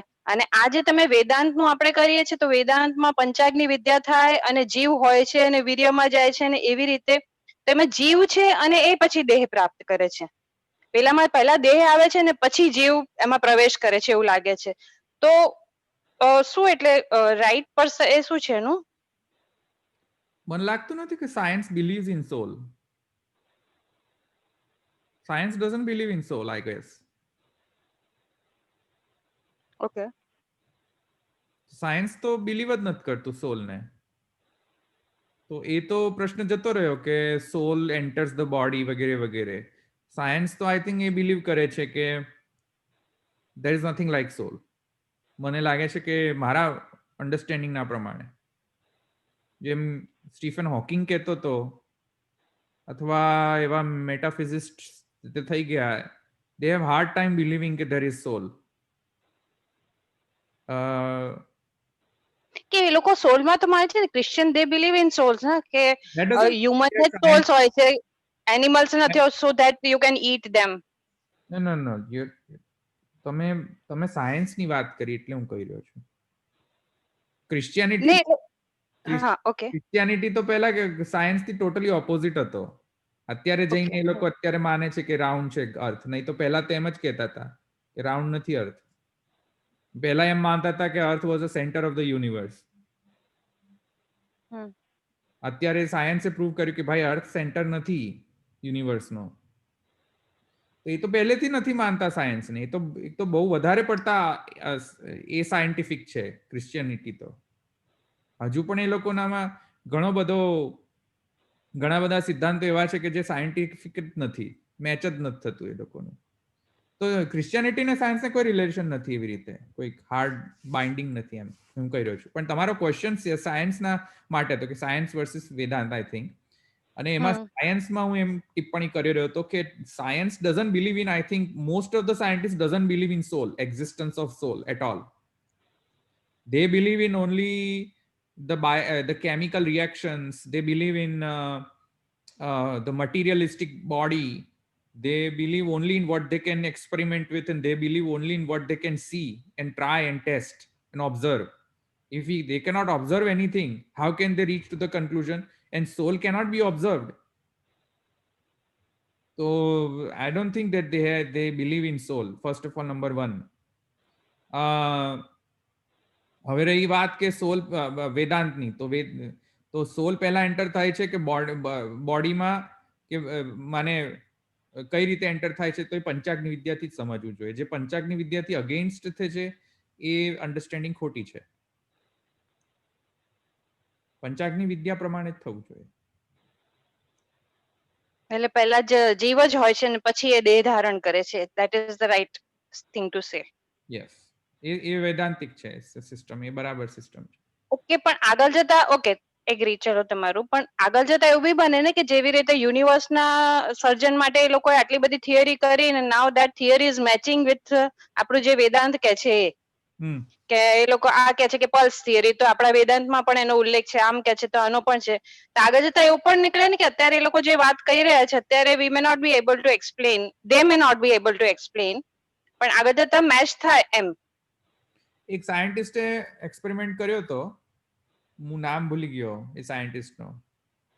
મને લાગે છે 100 કે 200 વર્ષ પહેલા, આઈ થિંક 100 વર્ષ પહેલા કે 200 વર્ષ પહેલા, I don't know, I don't remember. D થી એનું નામ શરૂ થાય છે, હું ભૂલી ગયો એનું નામ. ડી ઉપરથી ચાલુ થાય છે. હું એનું નામ ભૂલી ગયો એકચ્યુઅલી, અત્યારે મને યાદ નથી. તો ડાર્વિન કહો છો તમે? ના, બીજો છે સાયન્ટિસ્ટ. ઓકે. એણે સોલ છે કે નહીં એ ટેસ્ટ કરવા માટે એક્સપેરિમેન્ટ કર્યો હતો એના લેબમાં, અને એણે સોલ ક્રિએટ કર્યો હતો. એનો જે સૃષ્ટિની શરૂઆતમાં જે કેમિકલ અને એન્વાયરમેન્ટલ કન્ડિશન્સ જે હતી એને રિપ્રોડ્યુસ કરી, સિમ્યુલેટ કરી એના લેબોરેટરીમાં, and he was able to generate the life, how to create a life. તો he was able to generate a life by simulating that. તો એ એક્સપેરિમેન્ટથી ઘણું બધું સમજમાં આવી શકે છે કે પહેલામાં પહેલી વાત કે કોઈ સોલ ભૂતની જેમ પેલા હોરર મૂવીઝમાં જેમ બતાવે ને કે ભૂત અંદર એન્ટર થાય ને પછી અચાનક આમ થઈ જાય કે ઓહ, અને પછી ચેન્જ થઈ જાય, એમ ભૂતની જેમ નથી એન્ટર થતો સોલ. ઓકે. સમજમાં આવ્યું ને? જેમ ગર્ભ ધારણ કરેલો હોય ને અને પછી અચાનક ભૂતની જેમ ગર્ભની અંદર એન્ટર થઈ જાય, એવું નથી હોતું. એને પ્રૂવ કરીને બતાવ્યું ને, કેમ કે એને સિમ્યુલેટ કર્યું એવું એન્વાયરમેન્ટ સૃષ્ટિની શરૂઆતમાં, જે કેવું એન્વાયરમેન્ટ હતું એ એવા એડપ્ટિવ એન્વાયરમેન્ટ એને ક્રિએટ કર્યા જેથી કરીને લાઈફ પ્રોડ્યુસ થઈ શકે. એવા કેમિકલ સબસ્ટન્સીસ વગેરે, એવા જે ગેસ, જે કાંઈ પણ વેધર કન્ડિશન્સ, એન્વાયરમેન્ટલ કન્ડિશન્સ જે એને એડપ્ટિવ હોય લાઈફ ક્રિએટ કરવા માટે, એણે લેબમાં ક્રિએટ કર્યા અને he was able to create a life out of it. તો એનાથી પ્રૂવ એ થાય છે કે ભાઈ આમ ભૂતની જેમ આવિર્ભાવ તિરોભાવ નથી થતો જીવનો. એ તો ક્યાંક એમ્બેડેડ હોય છે. સમજમાં આવ્યું ને? જીવ એટલે જીવ અને જડ, જડ અને જીવ, એમાં આવી રીતે જેમ સાયન્ટિસ્ટ એવું સમજે છે કે જડ એ જડ જ છે, જડ જીવ નથી. અને જો જીવમાં એ જો માનતો હોય સાયન્ટિસ્ટ, માનો કે, તો એ એમ સમજે છે કે જીવ જે જીવ જ છે, જડ નથી. પણ પંચાગ્નિ વિદ્યા સમજે તો એને ખ્યાલ આવે કે ભાઈ જીવ એ જડની મને જડની અંદર જીવ રહેલો હોય છે, તો એવું જરૂરી નથી કે જીવ સેપરેટ જ હોય ને જડ સેપરેટ જ હોય, જરૂરી નથી. એટલે એવું પોસિબલ છે કે અત્યારે તમારા હાથમાં કોઈક માને કોઈક વર્ષાના બિંદુ હોય તો પોસિબલ છે કે એમાં કદાચ જીવ હોય, પોસિબલ છે. આ તો બહુ ફ્રાઇટનિંગ છે બધું. બધામાં જીવ જીવ દેખાશે તો પછી તો નીતાબેન નહીં ગભરાવ. તો પોસિબલ છે. પંચાગ્નિ વિદ્યા એટલે જ તો સમજાવી રહ્યો છું તમને. એમાંથી તત્વજ્ઞાન એ લેવાનું છે કે ભાઈ એવું જરૂર નથી કે જડ જડ જ છે ને જડ જીવ નથી, જીવ જીવ જ છે, જીવ જડ નથી. જરૂરી નથી. એ જડમાં જીવ હોઈ શકે છે, આવૃત્ત રહી શકે. જેમ અન્નભાવથી આવૃત્ત જીવ નથી રહેતો, નથી રહેતો. આપણે જોયું ને હમણાં કે જીવ અન્નભાવથી આવૃત્ત રહે છે. એનો મતલબ શું? એનો મતલબ એ કે અન્નમાં જીવ રહેલો હોય છે, જે વીર્ય ફોર્મેશન કરતો હોય છે જ્યારે અન્ન લેવામાં આવે ત્યારે. અને વીર્યના ફોર્મેશનમાં એ પછી જઈને એ એગ ઓવમમાં જઈને પછી એ ફર્ધર પુરુષ ભાવાપન્ન થતો હોય છે. પંચાગ્નિ વિદ્યામાં જોયું ને આપણે, પુરુષ ભાવાપન્ન પછી થતો હોય છે, છેલ્લે ગર્ભમાંથી આવતો હોય છે બહાર ત્યારે. તો યુ નેવર નો કે જડ જડ જ છે કે જીવ પણ છે અંદર. You never know. પંચાગ્નિ વિદ્યા, that's why it's very scientific. They need to research on this. અને એ સાયન્ટિસ્ટે પ્રૂવ કરીને બતાવ્યું છે કે પંચાગ્નિ વિદ્યાથી જ આ ચાલે છે. એ સાયન્ટિસ્ટનું નામ યાદ નથી આવતું અત્યારે. બાવા એક પુસ્તકમાં લખેલું છે આ સ્ટોરીને. એનું નામ પણ બાવાએ લખેલું છે કે કયો એ સાયન્ટિસ્ટ. કાર્લ સેવાગ કે છે? હા, Carl Sevag, Sagan, Sagan, Carl Sagan. Yes yes yes, Carl Sagan. Yes yes yes yes, I think એ જ છે. યા એક મિનિટ ગૂગલ સર્ચ કરો. કાર્લ સેગાન જ છે. પણ આવી રીતે જોઈએ તો પછી ઇફ હ્યુમન કેન ક્રિએટ આવી રીતે જીવ, તો ઇટ ઇઝ નોટ કે બ્રહ્મની જે મોનોપોલી છે. No, no, no, no, no, no, no, no. Create ક્યાં Mind થાય? it, mind it, mind it. He did not create the Jeev. Since the weather conditions, the simulated environment already had Jeev. That's why he was able to manifest the Jeev. That's why Jeev was able to manifest. Jeev cannot be created. Okay, ઉત્પત્તિ નહીં પણ આવિર્ભાવ કર્યું ને એવી રીતે. આવિર્ભાવ, એટલે Discovery ને invention જે કહેતા હોય છે, ડિસ્કવર કર્યું એણે, ઇન્વેન્ટ નથી કર્યું. ક્રિએટ નથી કર્યું એને જીવ. હા, ઓકે. એ ઓલરેડી હતો. એ જે જડ તત્વો એને સિમ્યુલેટેડ એન્વાયરમેન્ટમાં યુઝ કર્યા ને, જે જડ તત્વો, એમાં જીવ નિહિત હતો. એને તો એવું આવી રીતે તો બધા જ જળ તત્વોમાં આપણી આજુબાજુ જેટલા પણ છે બધામાં જીવ તો હશે જ ને કોઈ ને કોઈ. જે આપણે કહીએ છીએ 84 લાખ ના જે આપણે કહીએ છીએ 84 લાખ યોની, તો 84 લાખ યોનીમાં તો જળ બી આવે ને જીવ બી આવે, કોઈ બી વસ્તુ. I don't know I don't know કે બધા જ જળમાં જીવ હોય છે, પણ એટલીસ્ટ આઈ કેન સે કે જળ જળ જ છે અને જીવ નથી એ સિદ્ધાંત આ એક્સપેરિમેન્ટથી ફ્યુટા એ નિરસ્ત થઈ જતો હોય છે. જે વિશિષ્ટાદ્વૈતવાદી કહેતો હોય છે, વિશિષ્ટાદ્વૈત શું કહે છે? જળ જળ જ છે, જીવ નથી. જીવ જીવ જ છે, જળ નથી. વિશિષ્ટાદ્વૈતને બ્લો છે આ એક પ્રકારનો. કે હાઉ કેન યુ દ્વૈતાદ્વૈત ને માધવાચાર્યનું વિશિષ્ટાદ્વૈત જીવ જીવ નહીં વિશિષ્ટ વિશિષ્ટા હા વિશિષ્ટા ના કહો વિશિષ્ટા રામાનુજાચાર્ય. વિશિષ્ટાદ્વૈત વિશિષ્ટાદ્વૈત હા ઓકે. વિશિષ્ટાદ્વૈતની અંદર એ તમે વિશિષ્ટા ના કહો ધવલભાઈ, તમે વિશિષ્ટા કહો. તમે બોલવામાં થોડુંક એ કરો છો, વિશિષ્ટા કહો છો ને. વિશિષ્ટા વિશિષ્ટા નથી કહેતો હું વિશિષ્ટા જ કહું છું, પણ જલ્દી બોલું છું એટલે તમને એવું સંભળાય છે. હા હો બરાબર છે. તો વિશિષ્ટાદ્વૈતની અંદર આ એમ કહેવામાં આવેલું છે કે જળ જળ જ છે, જીવ નથી. અને જીવ જળ છે, જીવ જીવ જ છે, ચિત ચિત છે, અને માને સત સત છે. પણ એવું જરૂરી નથી. આ એક્સપેરિમેન્ટમાં ક્લિયરલી પ્રૂવ કરી દીધું કે જળમાં પણ જીવ હોઈ શકે છે. એ રીતે ઓકે.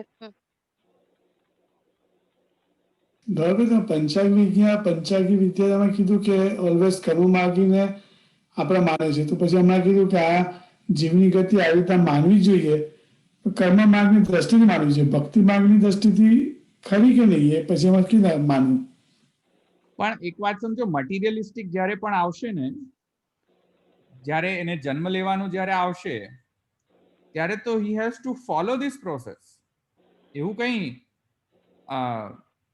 ભગવદ અવતાર અથવા તો ભગવદ આવેશાવતાર અથવા તો ભગવદ અંશાવતાર, અંશકલા વ્યુહાવતાર જો હોય તો એ બધું ફોલો નથી કરતો આ પ્રકારનો.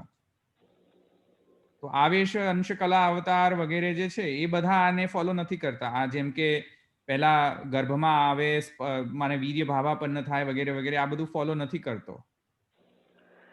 પણ અન્ય તો જીવ ફોલો કરતો હોય છે. નાઇટ્રોજન સાયકલ થ્રુ જ જવું પડતું હોય છે ને. બાયોલોજિકલ નાઇટ્રોજન સાયકલ થી જ જવું પડતું હોય છે. નાઇટ્રોજન સાયકલ સિવાય છે નહીં બીજો કોઈ રસ્તો ને. ખ્યાલ આવ્યો તમને? હા બરાબર.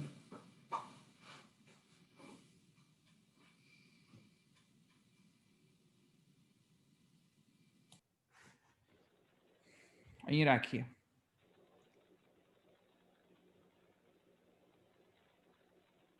દ્રઢઈના ચરણના કેરો ભરોસો, દ્રઢઈના ચરણના કેરો, શ્રી વલ્લભ નખ ચંદ્ર છટા બિન, સબ જગમાં જય અંધેરો ભરોસો, દ્રઢઈના ચરણના કેરો, साधन और नहीं या कली में, जासु होय निवेद, सुर कहा कहे द्विविधा धरो, बिना मोल को चेरो भरोसो, रहीना चरण केरो.